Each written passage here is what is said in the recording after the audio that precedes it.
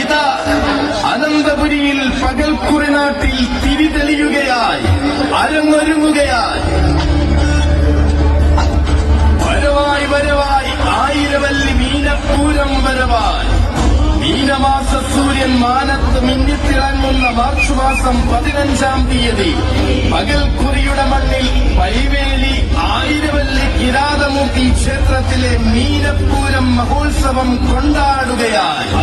അങ്ങനെ ആഘോഷ പകലിന്റെ ഇലമാല വീശിയടിക്കുന്ന വേളയിൽ ആയിരവല്ലിപ്പൂരത്തിനായിരം സൂര്യന്റെ പ്രഭയുമായി അവൻ വന്നു ചേരുന്നു.